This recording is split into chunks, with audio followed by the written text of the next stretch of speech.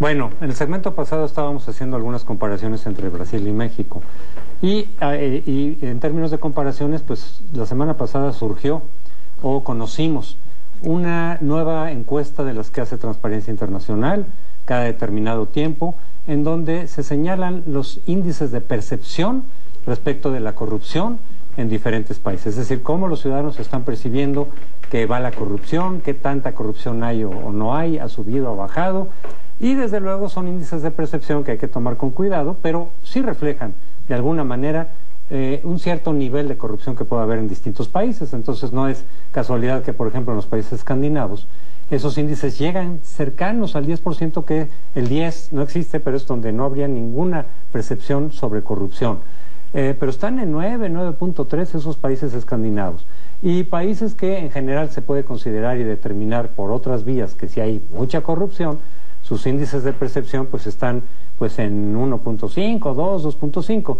México está desde hace mucho tiempo entre el 3 y el 4. Cuando mejor le ha ido ha estado en 3.6, 3.7, que fue un poquito después del 2000. Es decir, la percepción de alguna manera de que había bajado la corrupción después del 2000, después de la alternancia, nos llevaba a que estuviéramos entre 3.6, 3.7. Ahora ha descendido. Después estuvimos en 3.3, como en los tiempos del PRI, y ahora el nuevo indicador es 3.1, es decir, ha crecido la percepción de la corrupción en México. Los ciudadanos sienten que la corrupción se ha incrementado en alguna medida, no demasiado, pero sí se ha incrementado, y en todo caso el planteamiento que cabe hacer desde mi punto de vista es: llevamos 10 años de la alternancia, 10 años de gobiernos panistas que habían prometido como uno de sus ejes centrales el combate a la corrupción, que lo habían prometido desde que nacieron en 39, es decir, llevaban 60 años siendo ese una de las plataformas fundamentales: combate a la corrupción, combate a la impunidad, rendición de cuentas.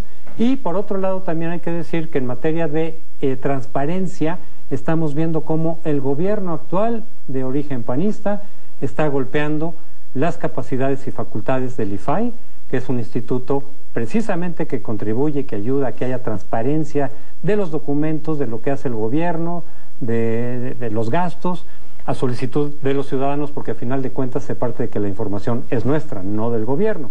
Y sin embargo le han puesto traspiés a transparencia, que le están minando esa facultad a través de organismos como la Comisión Nacional de Derechos Humanos o el Tribunal Federal Fiscal y Administrativo, que no están contemplados por la ley de transparencia, que no tienen facultades, que le están quitando el carácter de última instancia al IFAI, con lo cual están desvirtuando y están quitándole cualquier posibilidad al IFAI de cumplir cabalmente con sus funciones de transparencia.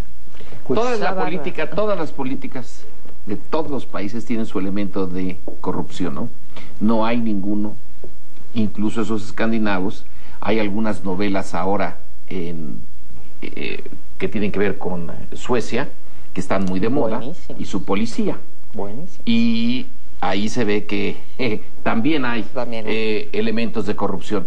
Entonces todo es la proporción, es en términos relativos.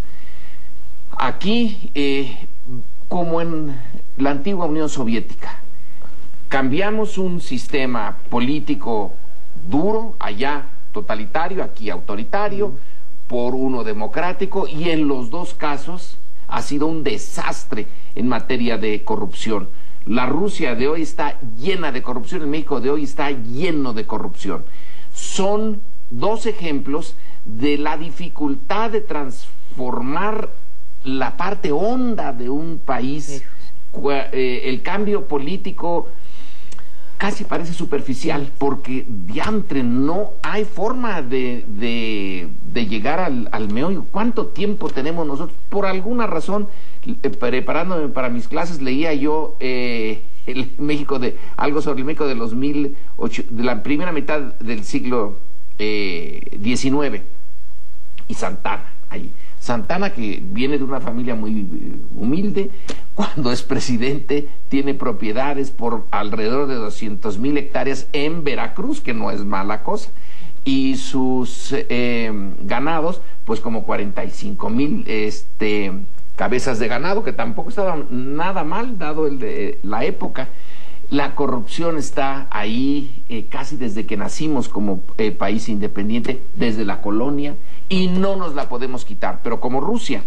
Justamente por eso es que no, es una de las razones por las cuales no avanzamos en materia económica, porque se necesita una confianza mínima en el sistema legal para hacer las grandes inversiones a años, 10, 15, 20 años. Estamos en compañías muy desagradables. Fíjate que... vas. Bueno, nos quedamos comentando muy intensamente qué fue primero, el huevo o la gallina, por qué no funcionaban las instituciones. Y de hecho creo que el caso de la corrupción nos conduce a profundizar en la pregunta. Quisiera abundar con la misma tesis. Nuestras instituciones no están funcionando. Pongamos a Calderón, y tienes razón, en 1998 el índice era 3.3, en el 2010 3.1, y caímos del lugar 60 y tantos al lugar 98, es decir, vamos en declive, pero apresuradamente, y es el gobierno panista, y uno puede observar su tolerancia a la corrupción. Y creo que el caso más obvio, lo menciono nada más de pasada, el sindicato magisterial y el Bester Gordillo, a quien no solo le preservaron sus privilegios, sino que se los centuplicaron, se los multiplicaron de manera exponencial. El caso que mencionas es fascinante para el auditorio. Resulta que el sistema de administración tributaria, la Secretaría de Hacienda, condonó adeudos fiscales por 77,000 millones de pesos hace 3 años. Es una fortuna, vamos. Le perdonó a empresas y contribuyentes, que no sabemos cuáles, 80,000 millones de pesos, se los regaló. Entonces alguien pidió al IFAI que el SAT diera la información. El SAT se niega argumentando cuestiones legales, lo que sea, siempre encuentran justificaciones en reglamentos o en leyes. El IFAI le insiste y entonces interviene de la nada la Comisión Nacional de los Derechos Humanos. Es decir, el Ejecutivo tolera la corrupción, la promueve, la alienta, y eso es evidente. La practica. La practica también. Le faltó. Los organismos autónomos, y el IFE es uno de ellos, pero los organismos autónomos que deberían proteger a los ciudadanos, uno funciona, el IFAI. El otro, la Comisión Nacional de Derechos Humanos, en este caso, pues se nortea, se derrapa, o quién sabe por qué se va, y se convierte en cómplice de la corrupción. ¿Quién es responsable? Pues los ciudadanos corruptos o las instituciones. Creo que volvemos a lo mismo. En algún lado tenemos que empezar a exigir, yo creo que son las instituciones, sobre todo los organismos autónomos, porque esos no responden jerárquicamente al Ejecutivo o al Judicial, sino que defienden en teoría a los derechos ciudadanos. Pero ese es mi punto de vista. Yo coincido con tu punto de vista en el sentido de que, vaya, si ni siquiera la autoridad si se apega a las leyes, pues digo, ya que podemos esperar, ¿no?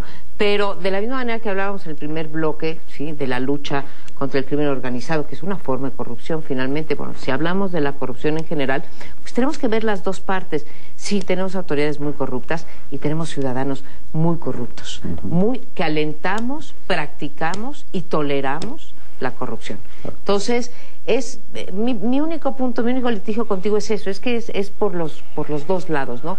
Y cuando, me acuerdo también el bloque anterior que decía, hay que poner, o la señora Rousseff va a poner en el centro de su proyecto el combate a la pobreza.